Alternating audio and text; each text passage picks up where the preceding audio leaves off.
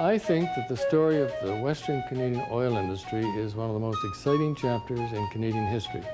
It's got everything. It's got high risk, you know, all these ingredients, and very, very interesting people.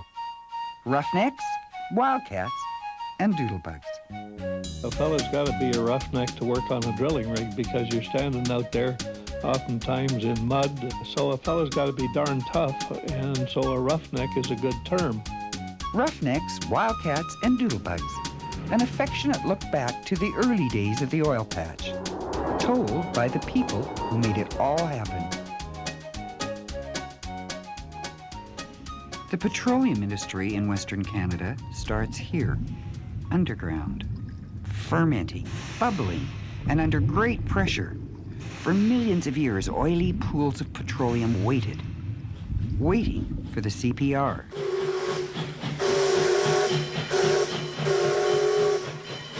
In 1883, a CPR drilling crew looking for water near Medicine Hat instead found natural gas. It was the first major discovery in the West, the sunrise of a new industry. But even before the CPR, there was significant interest in petroleum. Well, Kootenai Brown was a frontier man, and he was very, very prominent among the Indians. The Indians used it for medicine, for putting on them to keep the bugs off and all this sort of thing. And while he was there, Kootenai had been gathering up the oil out of a seat up this creek. So Kootenai and Lafayette did make a deal with the Indian band and proceeded to start drilling in Waterton Park. And the first well they drilled was a success, and they got 300 barrels a day out of it. But it was just a little pocket. They worked on the wells till 1906, and then they abandoned it. So Oil City just died. But the dream didn't. Exploration around the province turned up natural gas. The stuff seemed to be everywhere. It even occurred naturally from riverbanks. And I remember going out with my father to the Turner Valley area.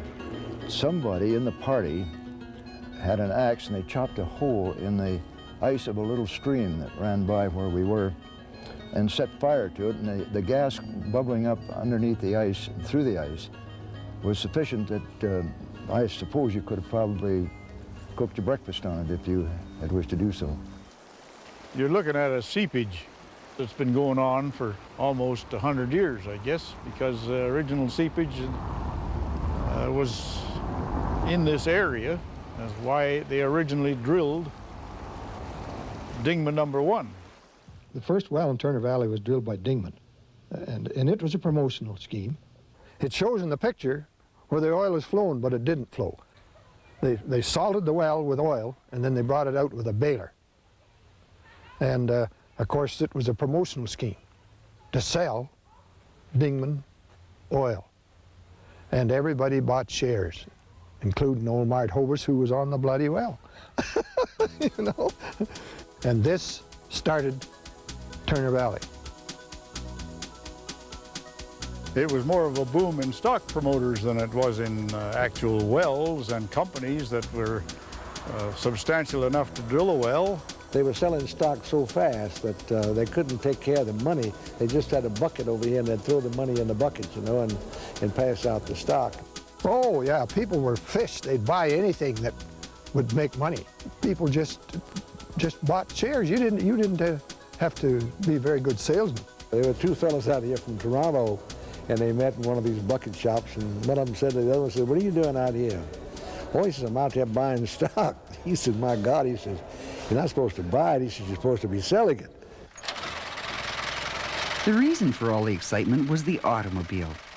Cars were cheap. Most families could afford one, and they ran on gasoline. Prior to this century, oil had been used mainly as a medicine, but as the internal combustion engine, the development of the automobile, that began the rapid growth of need for crude petroleum. But the Turner Valley boom soon went bust. The wild frenzy to purchase oil stock certificates turned to cautious skepticism, or worse, indifference. Attention shifted elsewhere. the First World War. Turner Valley wasn't the only focus of activity in Western Canada. Further north, the enormous Athabasca tar sand deposits looked promising, but numerous attempts to extract oil from the gooey business ended in failure. Shortly after the Great War, Imperial Oil sent a young geologist north, up the Mackenzie River to Fort Norman. His mission, find oil. His name, Ted Link. Oh, he was quite a character by all accounts. He was a very flamboyant person. He had the confidence that comes from knowing you're extremely good at what you're doing. There are stories about he would sort of say, well, we'll drill here because it just happened to look nice or something like that. I wouldn't disagree with that. That's folkloric, but it's good. It's a good reasoning. But the seep was right there, and I mean, how could he miss it? You mentioned Dr. Ted Link. I got to say that he was a grand fellow, and he had in the early days had some geological crews and survey crews up in the North Country. He had a bunch of pack horses and mules and what have you, because it was an overland group, but he didn't have a cook. And he wanted a cook in the worst way, and Imperial wouldn't give him a cook. And so Ted gave that some serious thought and decided that he would bring George but disguise him.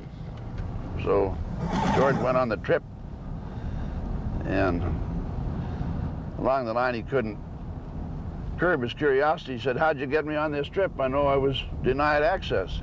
He said, "Well, you're here as a pack horse." The 1920s were about to roar, and modest exploration resumed in Turner Valley. In 1922, the Royalite Oil Company started drilling their fourth well, and for 2 years, absolutely nothing happened. Like the Dingman discovery well, Royalite 4 was a cable tool rig. Cable tooling was a percussion type of tool where you yo-yoed your heavy drill bit up and it dropped down on the formation, the bit turning and twisting so as to chew up and break the rock. Cable tool rigs were slow, painfully slow, and for the men who worked on them, it was tough, demanding work. Maybe that's why they were called Roughnecks. And he sure is well named because he has to be well adapted to withstand cold weather, rotten conditions, mud, everything.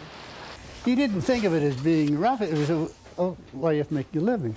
The other thing was that there wasn't any other way to do it. No. All of this oil field work has progressed from these rigs here in 1900. To drill a well 6,000 feet deep with this rig here would take you 2 years. With the modern rig, you can drill it in 10 to 14 days. Well, we're on the road just north of the town of Turner Valley, and I was 9 years old and terrifically excited one Sunday morning when the well caught fire with a great boom and a rumble and burned the derrick down in very short order. Royalite 4 signaled another boom in Turner Valley, a boom they could see. At nighttime, while you could see Turner Valley from Calgary, a big red glow in the sky, the roar of the wells and the flares was really terrific to hear, a profound effect on everybody. You could read a newspaper in the middle of the night there. Nobody would buy our gas. And to get rid of it, they couldn't store it, they piped it down to Hell's Half Acre. The flares used to attract the geese sometimes. I remember down in the south end of Turner Valley, near what is Longview now. It was then Little New York, I guess, in those days. Yeah. They would have a flare, and the geese would mistake it for, well, they'd be fascinated by this, and they'd circle around sometimes to their regret. Only Turner Valley 8 flare left. The flares attracted sightseers, many of them looking for cheap fuel. They called it skunk gas. You could burn it right from the wellhead in your automobile. You wouldn't have to refine it. All the poor boys did. Yeah, well, you could get if you took a car from Turner Valley and you were in, say, Sylvan Lake or Red Deer or something, you'd go down the street and tell everyone was from Turner Valley with the smell of them. It smelled like rotten eggs. Is there any nice smell to rotten eggs or a pig farm? It was only natural promoters would follow their nose to Turner Valley. Everybody wanted to get into the oil patch because there was going to be a lot of money made out of it. So there was a hell of a lot of companies started up by fly-by-nighters, and they would sell shares and leases that they didn't own, didn't have, to you and I and anybody that would be gullible enough to buy. So there were a lot of people got badly burned one way or another with this sort of thing. Where's my fortune? Gone, gone, gone. But it's going to come back because the market's picked up. Obviously she's still one of the ones that's dinkering around with these stocks. Well, sure. Well, my niece phoned me and said, Barry, have you still got your intensity shares? And I said, well, I must have because I haven't sold any. The Depression soured investment. People went broke, their stocks worthless. But one hotel manager turned the whole nasty business into a valuable lesson. After this bust came, these stock certificates weren't worth anything. They were just paper. So he decided that he was going to use them all, and he papered all of the lobby in his hotel so that when you come in the door, the first thing that hit your eye were these old stock certificates. And everybody knew what they were because everybody had a few, because there were so many of them loose after the bust came, eh? And to make a crummy situation worse, in 1931, the town burnt down. But like a phoenix, Turner Valley would rise once more. Bob Brown Sr. had an unshakable faith in the valley's potential.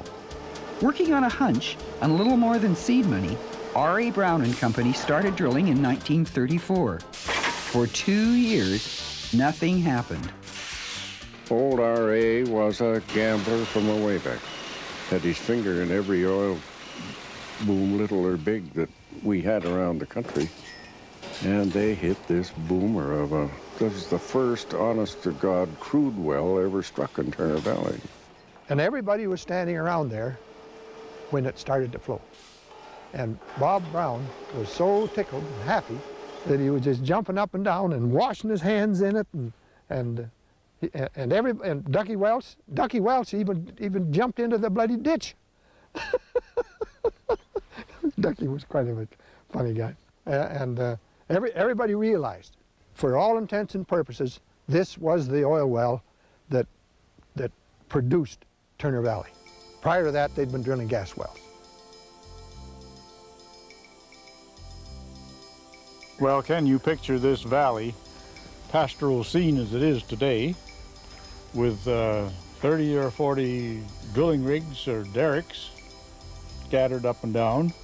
So there was lots of flares, lots of steam plants. The rigs were drilled with steam power, and for people of our age at this time, I guess we thought that we were sort of in industrial heaven. The smell was terrible. 20 miles out, you knew you were getting close to home. With the hydrogen sulfide. Nobody could keep a piano tuned. It ate all bass chords. Yes, all the fillings in your teeth. We're everlastingly going to the dentist. And the paint on the houses wouldn't stay because it was lead-based paint and it turned black. So you were continually painting the houses too. It was a town of what they call tar paper shacks with big Buicks standing outside the door, because the object of everybody was to drive the same kind of a car as what the management drove, and so they all had big cars. We didn't pay for any gas. People just hooked on to the nearest well that was producing gas, and everybody hooked on everybody else's line, and there were no regulators, and nobody paid anybody for it. We never heard of a regulator, so if your pilot light blew out and you came home, then there was an accumulation of gas. And when you lit it, all the lids on the old stove blew up to the ceiling. And it was kind of scary. Some explosions were better planned than others. A stubborn well could be coaxed into production by shooting, blowing it up underground. The best shooter alive was Nitro Charlie. And he was the last one left of 12 guys who had been trained with dynamite and glycerin to blow wells down the hole, eh? Every one of the other guys had been killed. Yeah, I can remember seeing him driving around in this vehicle. He had it well marked with explosive. Oh, yeah. And people were always pretty wary when he came along with this vehicle. I can understand him not being insurable, but, and he invested his money in jewelry, in his equipment and everything else. He always drove a big car, the biggest Buick he could get. And when he was going out on a job, he would leave his jewelry at the hotel for them to put in their safe while he was with him. And he probably didn't have anything more valuable than a penknife in his pocket. And he was very cautious about this, how he poured it. He poured it right out of the pail, right out of the cola can. And I held the tube. It was only about that big because it went down inside the drill pipe, 2 inches. And you poured it so that when it didn't drop to hit that. When it came out, it just flowed in there and down. Did his last shooting job when he was 86 years old. Yeah, he went out and shot a well there just before he died. Those nitro boys are crazy. They had to be crazy to mess with that stuff. I never use it. No, we didn't have anything to do with nitro, thank you. Turner Valley boomed in a country haunted by depression. Hundreds of holes were drilled. Few were duds. Shack towns with colorful names like Little Chicago were quickly thrown together. People just flocking in there because it was the only work available. And they'd be out there in the middle of the night nailing their shack together. Now a shack, maybe 8 by 10, 10 by 12, whatever, just something to get the wife and kids in out of the rain. Well, a lot of rough, tough customers were attracted to the area because of the wages and work that was available. But anyway, when they drilled a well, they built a derrick from scratch out of large timbers, wood. And they had special rig building crews. And one family by the name of Matlock were rig builders. They were a rough, tough bunch of guys. They loved to knock the hell out of you. They loved to attend dances and beat everybody up. Most of those rig builders could drive a 5-inch spike with 2 licks of the hammer. Yeah. And you learn fairly quick not to sass them in the beer parlor. Yeah, they could tear your head off. For bets, one of them would bend down and pick up a heavy bar chair with his teeth and stand up with it and then lower it again. And I can recall him just on a dare or bet chewing up the top of a beer glass and swallowing it.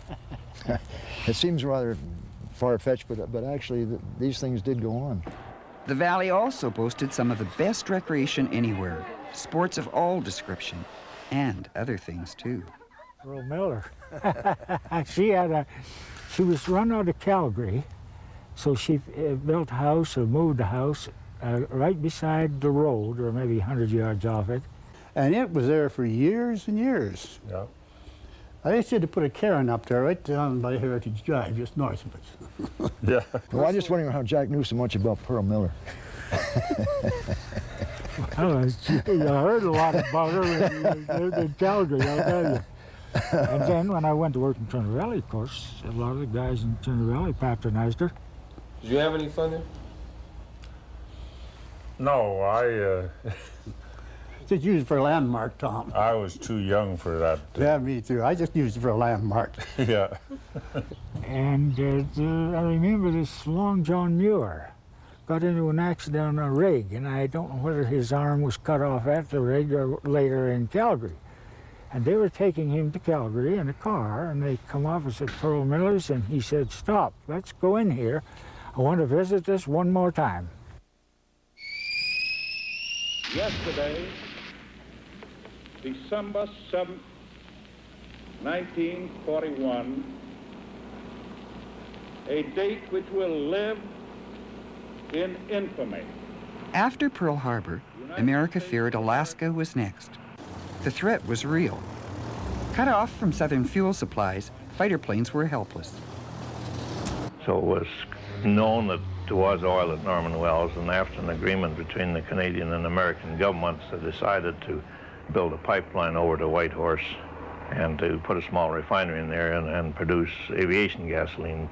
The Canadian Oil Project, Canol for short, was the largest military operation of its kind since the building of the Panama Canal. By the spring of '44, 1,000 kilometers of pipe and highway were laid out over the permafrost. Nobody bathed up there. Everybody smelled of diesel oil because all the cats were diesel and everything was permeated with diesel, so nobody bathed. But one night I thought, I'll just give it a shot, and I heated some water and put it on the table because there was ice on the floor. And I was taking a bath, and two guys walked in, two of my friends, and picked me up and carried me out in the snowbank. It was 38 below. So that's the last bath I took up there all winter. And a lot of times you were pretty wild when you did come out, you know, because a girl was a strange thing to see. You know, when buckskin started to feel like nylon, you got shipped out. That's just about what it was. Thing, like I say, that we suffered from mostly was mosquitoes. They could stand flat-footed and breed turkeys. There was one there, a young fellow, new hand though, he poor help. He filled them up with 25 gallons of gasoline before we found out it wasn't an airplane. Charlie Visser, they called him the Big Dutchman. And during the war, when the Nazis invaded Holland, he was of Dutch descent, Charlie Visser disappeared, and there's not a soul knew where he was. Perhaps his family did, and they weren't saying. Anyhow, word got out that Charlie had gone to Regina and joined the Canadian Army.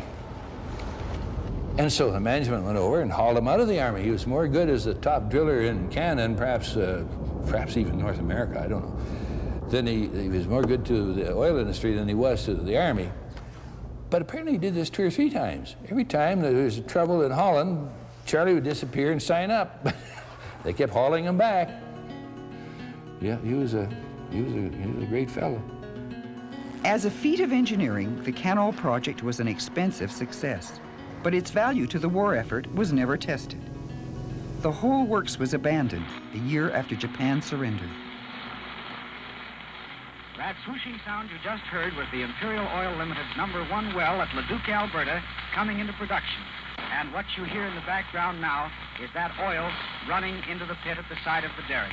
Well, 1947 was a seminal year for the oil industry. In fact, Leduc #1, it was the key to what we now know as the modern oil and gas industry. And the interesting thing about Leduc #1 was that it almost didn't happen. It was drilled by Imperial Oil, and they were by that time getting pretty sick and tired of drilling dry holes in Western Canada. You look at the map of Alberta, you see dots all over it where oil or gas has been found, and you wonder how could anybody drill 133 wells and not find some oil or some gas. In fact, a good friend of mine back in my Imperial Oil days was Vern Hunter, and he had been the tool push on so many of these dry holes that he rejoiced in the name Dry Hole Hunter, which he found quite amusing, but it was nonetheless quite accurate. And he had my admiration from the beginning because he talked sense to me all the time. And the guy was good at leading people.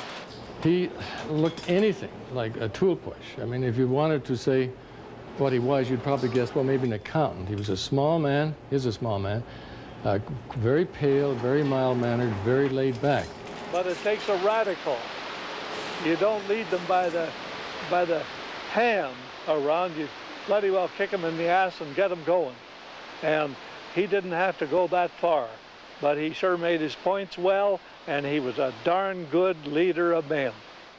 But anyway, they had this big meeting of the directors and Exxon and so on, and Esso as it then was, at Church Street headquarters in Toronto, and there they just about decided to give up on Western Canada. But fortunately, their exploration manager was Dr. Ted Link, who was a world-famous earth scientist. But at the same time, he was always a practical joker. He'd tee off at the golf club, for an example. He always put a big kitchen match behind his ball. So when the club hit the ball, it would explode and make a noise like that. And he just somehow persuaded them to have one more chance, one more go out here. And it was a guess and by God type of thing. And I guess they were fortunate that they found anything. When you look back on it, you know. So lo and behold, they did decide to take this one more shot in Leduc, where there was some pretty interesting looking seismic, as I say. Yeah, they hit the projected depth of Leduc #1 and nothing, there was nothing there. It was a Friday afternoon in front of a long weekend, and they wanted to abandon the hole. And head office started to call, and he knew pretty well they were going to tell him to, you know, cool it, back off, and forget about Western Canada. So he refused to answer the phone. He just said, well, we're not going to pay any attention to that. We're going to wear out this bit. So they kept drilling. And come Tuesday morning, they're into the oil leg. Now, I don't know if this is correct or not. I suspect it could be. And everybody's too shy to say so. And there are all kinds of stories like that. But there's no doubt he was an extremely well-respected and very successful earth scientist. His word was pretty well law, which is maybe why Leduc finally got drilled. The oil started flowing under its own pressure at 4 o'clock this afternoon, Thursday, February 13th, in what may be a momentous occasion. I was a system 2 push on this well as a driller. Nobody had any idea of the importance of this rig, of this discovery at the time. I know that I didn't. And I don't think anybody else on the rig did either. Good thing it kicked in the way it did, because now we've got an oil industry. Mr. Taylor, would you care to comment on the well's possibilities and the possible size of the field now that this new baby has been born? It is much too early in the life of the well to make any statement of its productive ability. But from the way it is now acting, it would appear to have definite possibilities. They knew what they had. They knew they had something for the first time that was pretty spectacular. So they had the thing organized that would be brought in on February 13th, 1947. And they had Premier Manny down and a lot of the dignitaries and so on who were standing around. And it was supposed to take place in the morning. But things went wrong, as they often do. In fact, Hunter said, you know, I've drilled so many dry holes, I don't know how to complete one, you know, that's productive. So anyway, finally in the middle afternoon, after many donuts and coffee and standing around, this thing blew, and she blew in a very spectacular fashion. All the wells were tested, and a lot of black smoke, and strangely enough, the smoke would drift into the sky in the form of smoke rings, and it was a phenomena. And we all accepted it as a standard routine because we got used to it, but for those that hadn't seen it, it was really quite extraordinary. And so Hunter blew a smoke ring. When they blow a well in, often there's a monstrous smoke ring, and it went up, and you could see it from Edmonton. We first noticed these in Turner Valley, and every time there'd be a burst, there'd be a black ring of smoke with a fire rotating around the ring. And you could follow it around, and it would go all the way around until it came back to where it started, and then the fire would dissipate because it had burnt up all the oil. And so between the radio and the smoke ring, people started coming out to see what this is all about. It took off from there. Thanks to Imperial and the CCF, of course. I think that the CCF coming into power in Saskatchewan did have quite an impact, if nothing else, on the timing of this drilling, because previous to that, there had been a lot of drilling done in Saskatchewan. That's where most of the rigs were busy at that time. There were 2 seismic crews in Canada, and they spent the summers in Canada and the winters in Oklahoma and Texas. And so word got out, perhaps the press picked it up, or anyhow, word got out they're going to nationalize Imperial Oil and CPR. And when the CCF came in and started this confiscatory, as people perceived them to be, policies, then rigs are very portable. We got a phone call, get your equipment out of Saskatchewan by midnight. We were at Crawford, we went to Provost. We worked around there for a while, and then they shipped us into Edmonton, which was great, living in the city. And we shot around the city, and all of a sudden, the seismograph maps started showing these domes appearing. A lot of the guys, the geophysicists, knew what they were, and they were reefs, and people would not believe them until finally they drilled on them and thought, holy cow, here, look what we've been missing. Geologists were confused. They were skeptical of geophysics and seismic technology. It was too new. They distrusted this underground radar and had even less regard for the people who ran it. Doodlebugs. Well, a doodlebug is a person that goes around and explores for oil. And in the doodlebug business, we have these things, which are geophones. And this is an early one. And a jug hustler was a person that planted these. And then we have phones today. This is what we use today. This is what we're going for. And then we have this one here that is future. It's very small. You might not be able to see that one.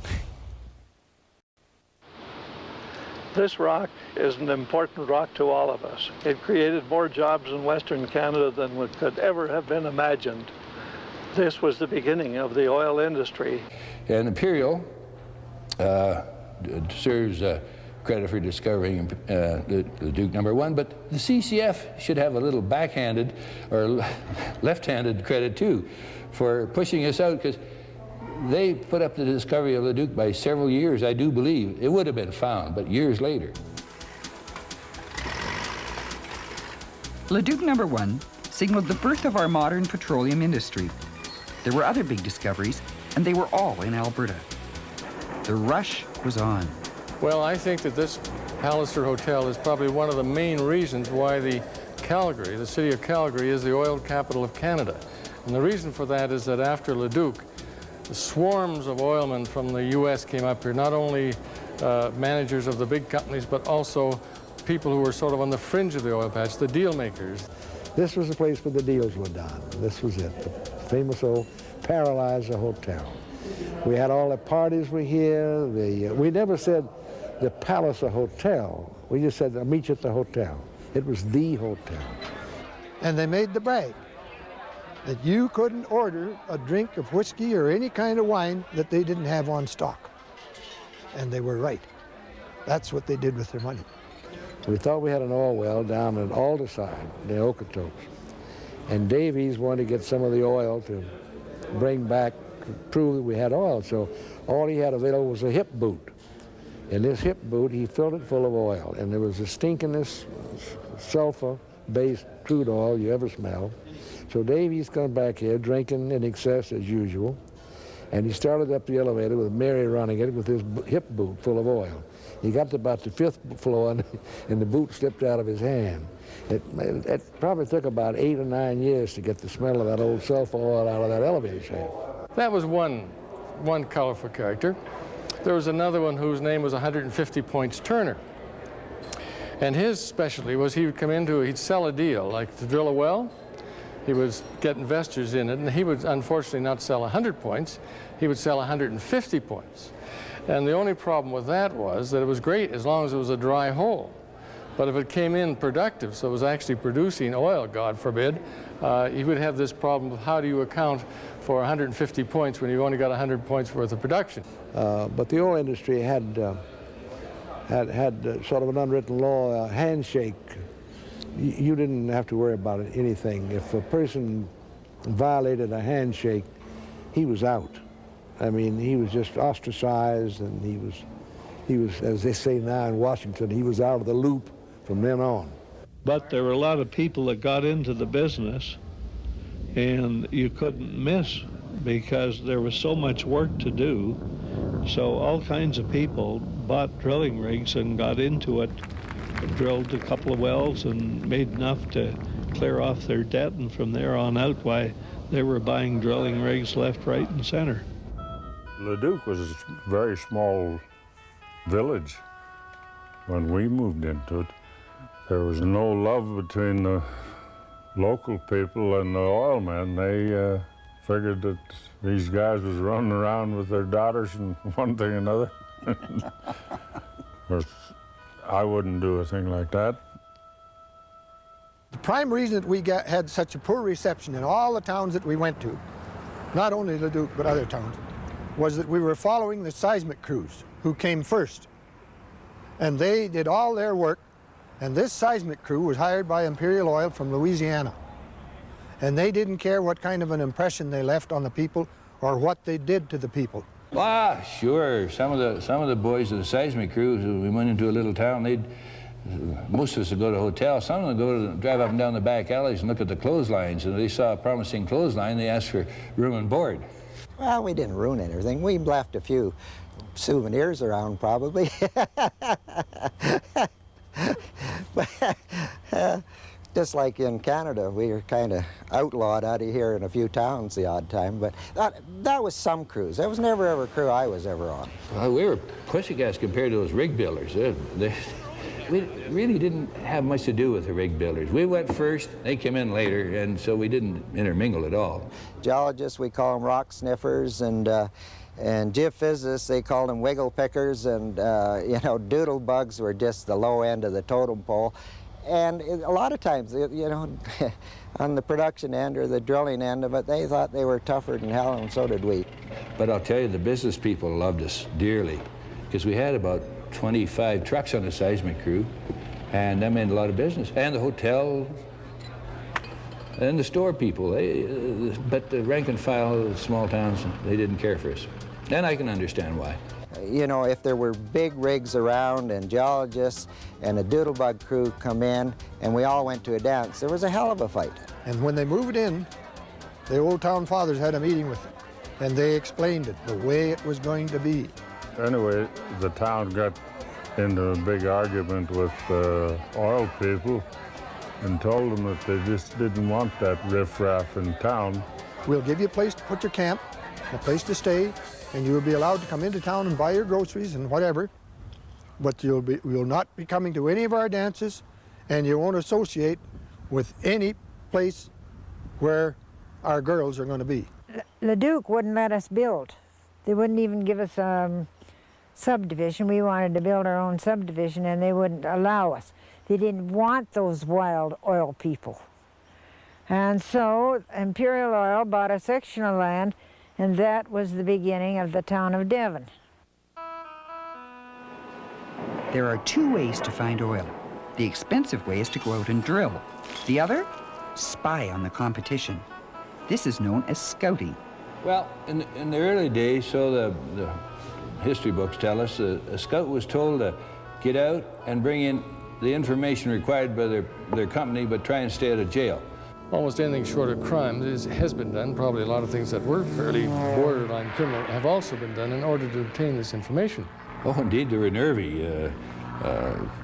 Often they would put on disguise and go and ask the driller for a job, pretending they were a local farmer.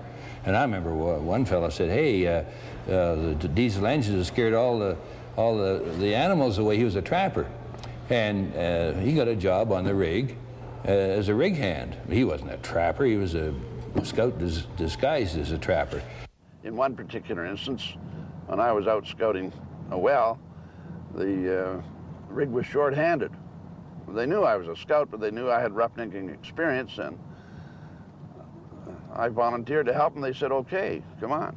The only social activity in a small town was the beer parlor. Really, there's nothing else in some of these small towns. And many of the scouts didn't drink a drop, but they spent a great deal of their life in beer parlors, because that's where the information could be had if you were fortunate. They would try to get you drunk and, you know, try to get the secrets of who you were working for and where you were and how deep things were and what you've seen and what you'd heard. And we used to really lead them on, too. Boy, that beer was good, and it was free. There was a well about to come in, a very critical well, and there were 30 or 40 scouts in the general area, in the beer parlor, in this particular case at night, trying to swab each other and everybody they could. And the door opened, and in walked, I'm sure it was Jack Orman, with a brown bag. And he went to a table. He never said a word. He just reached in and brought out this oil-soaked core and put it in the middle of the table. Well, the scouts, they took off in every direction to get a telephone. They thought this was from the well that they were interested in. In reality, Orman was playing a gag on them. This is an old core from the Leduc field. Scouts took their chances with motor mouths, and the roads weren't much better. Well, the fact is that the roads were impassable with snow drifts in the winter, in mud, and ruts in the spring and summer, and dust even in the fall with the wind blowing. The undeveloped roads were just horrendous. And we don't know how lucky we are today, that's the truth. People here today don't know and understand what it was like. A car that had 30,000 miles on it was wore out because of the sand and gravel and road conditions.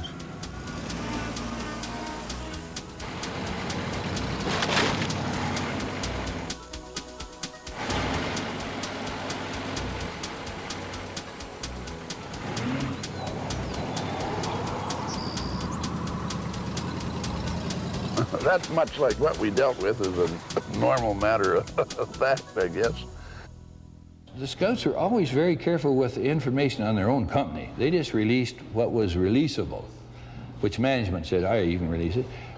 But you go to great pains to hold your company information tight. And then your managers go to the petroleum club, and they middle management like to brag a little bit. Also, human nature being what it is, this is a very good place to pick up some very interesting tidbits of information. Whether somebody just gets a little braggy about something that's happened, or whether you just happen to overhear something, or, you know, there's a lot of information that this is on the fly that can be picked up here. I always maintained the biggest leaks in the oil patch were right at the petroleum club, where one fellow was telling another he was going to do this and that and everything else. Nobody would ever agree with me, especially the managers, but I'm sure, I know it happened there. Leaks, major leaks. But I found quite often, not quite often, but sometimes, that if you just drive up and talk to the farmer, he will say, well, yes, last night there was a big flare, and oh yeah, they were pumping oil into this tank, oh yeah, they moved this tank on, and he'll tell you all this stuff because he doesn't care. Most farmers welcome visitors from the oil patch, especially landmen looking to lease their property. Deals were made and money changed hands, and the best landmen were often scouts doing double duty. The Ukrainian people there are the most hospitable in the world. They were tougher than hell, though. I'll tell you, they were tough, but hospitable. As a matter of fact, in that particular situation, the landman was out in a remote area, and this owner was a little lady who was dedicated to her farm work, but not married. And she indicated to him that she's happy to do business, but she wanted a man. And he said that wasn't part of his service, but he would be happy to do business and spread the word. But when you can consummate a deal with these Ukrainian boys in Redwater, you drink, Alan. So they'd march you out to the manure pile, and they'd put in a fork, and they'd pull it out and reach in and get a bottle of home brew. They all drank home brew, and they all hid it, well, the ones I knew hid it in the manure pile, so the Mounties couldn't find it. And they'd take off the cork, you'd drink, and you did, or they were insulted. And when I came home to the office in the afternoon and they could smell home brew on me, they knew I'd had a successful day. The year after Leduc #1, things were jumping in the oil patch. But despite all the energy and commotion, the stock market was disinterested. Leduc opened the door to what we now know as the modern oil industry, but it was sort of a localized knowledge, if you like. It wasn't spread throughout the world. It took Frank McMahon to do that in his own inimitable style, and that came with Atlantic #3. Everybody started off with about the same level at that period, but Frank had the good fortune of having a well go wild on him. It was hard for some people to raise money to acquire leases and to drill. And it needed a little bit of excitement to stir this money loose, and Atlantic did that. What happened there is that Imperial really had the lease from the Rebus family, but Frank discovered that there was some problem with that. Everybody was trying to get this lease at Leduc, but this Ukrainian family weren't about to sell it to anybody. They just kept sitting there waiting. And so Frank and Bus were great friends, and he asked Bus, he said, Bus, you think you can get that lease? Not that Bus was necessarily a landman, but Bus said he thought he knew how to get it. The Rebuses really, you know, they were farmers and so on. And what they really wanted to know was, how much is this money going to, can I get a stove? Can I get a new car? Whatever. So Bus got a bushel basket, and he filled the bushel basket with 20s, 50s, and $100, and a sprinkling of 5s and 1s. And he walks into the kitchen of these people up there in Leduc and just dumps this basket of cash all over the front, all over the table and on the floor and everywhere. So anyway, that being settled, they started to drill. The pressure was on to drill wells and bring them in and move and drill some more wells, build up land reserves and everything. But with that came poor practice in drilling. And they were drilling along, and but they lost circulation and so on. So there's a big conference at the well site as to what to do, and they decided, which they'd never be allowed to do today, to sort of drill ahead dry, which means without circulation, just putting water in. Well, they lost it. A blowout just doesn't suddenly blow. A blowout occurs in 5 steps before the well actually blows out. And if you're awake to these warning signals, you can control the well and have no blowout. It was a sight that you'd never see again. At least I'd never want to see it again. It was a very interesting, fascinating. But of course, we've been going for years and really hadn't seen much oil. And this was quite a change. So things went along with it, and it wasn't too spectacular. It was a terrible mess. In fact, the Conservation Board finally realized, and these were early days, finally realized they had to do something about it, so they seconded Tip Maroney. So I remember being with them, and we went down underneath the structure of the rig, and the oil and gas was just coming up just like it was a wild well. And we crawled all around under there, and I shudder to think about it now because it could have caught fire at any time. When this oil was flooding the landscape, just hundreds of thousands of barrels, Frank was splashing through the well site with his rubber boots on and so on, and Rebus, who stayed in the farmhouse until virtually the last minute. Anyway, he called out to them, Frank called out to Rebus, he said, "You're rich." And he said, "I don't care about that. My wife wants a stove. Where's the stove?" There was many attempts to kill it. We were pumping 32,000 barrels of water a day down that thing trying to flood it. And that didn't do a bit of good. In the meantime, they were trying to stop this giant from going on the way it was, and so they started to drill directional holes, and they tried to stop it by putting stuff down at these directional holes, including goose feathers and ping pong balls and what have you. We mixed 1.5 tons of feathers and pumped them down. And if you think 1.5 tons of feathers isn't a lot of feathers, I got news for you. And it was our job to pump all this material down into the well. And we used, golly, they had oat hulls and chicken feathers, sawdust. And none of this had any effect at all on, it didn't even slow it down. We finally pumped 11,000 sacks of cement, 10,000 sacks of cement and 1,000 of quickset. We pumped that down there in about 3.5 hours one afternoon. It never affected it at all. Atlantic 3 raged through the summer of 1948, and it became a tourist attraction. People came from everywhere to see the wild well in action.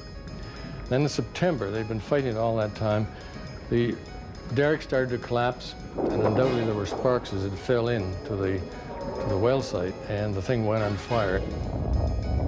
We're flying at 3,800 feet in the vicinity of Atlantic Well number 3 in the Leduc oil field. The flames are still burning as high as they were last night, some 200 or 300 feet into the air. Dense clouds of black smoke are rising from it, leveling off way above it somewhere around 9,000 feet. It's quite a different sight from the air than it was from the ground where we witnessed this spectacle last night. From the air you can see the dozens and dozens of pools of oil that surround Atlantic number 3. It's the devil's cigarette lighter, and that's what it looked like, this great flame arching against the blue sky.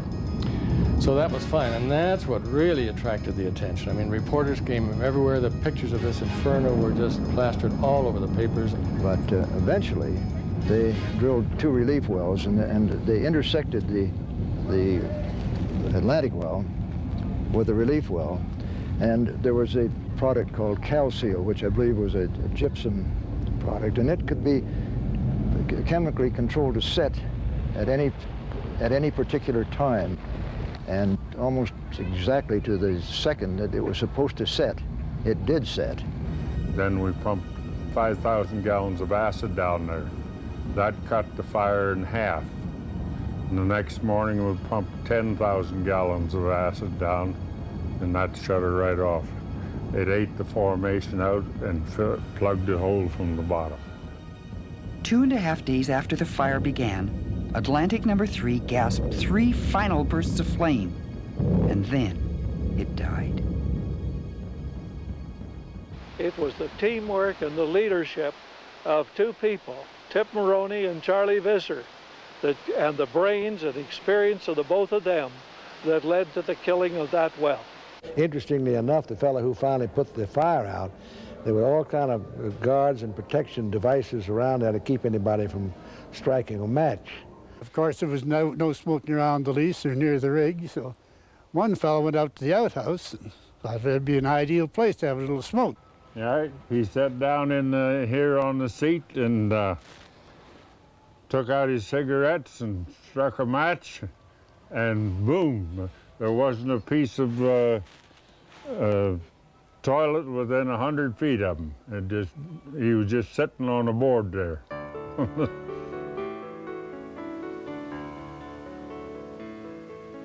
What we're looking at now, across the field here, is the old Atlantic No. 3 wild well, and the whole area in here was covered with oil, and now they're growing grain on it. Well, they're not growing grain. He's got a field of alfalfa. Not very good alfalfa either.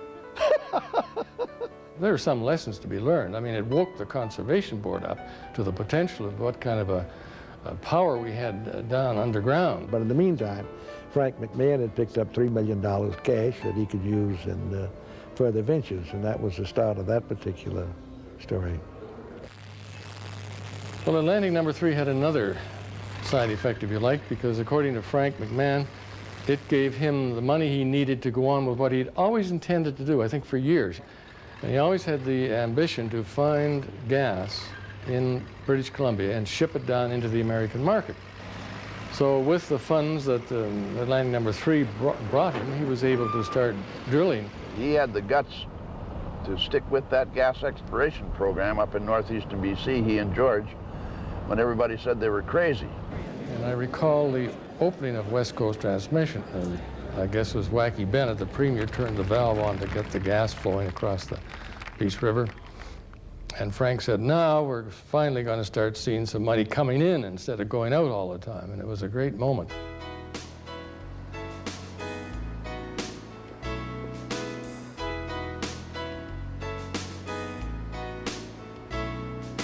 The 1950s was a dynamic decade. These were prosperous times, and the oil patch economy touched every corner of Western Canada. And the rest, as they say, is history. Had a great time, fantastic time. And everybody that's been through it would say the same thing. Well, I feel like a real pioneer of the oil patch. Having lived in Turner Valley, having lived in Devon. Doodlebugs are good people. They work really hard, and they're not really that rowdy bunch that people talk about. Not anymore, anyway. There's still a lot of excitement out there, and there's still an awful lot to come. And this is the place that's going to be doing it.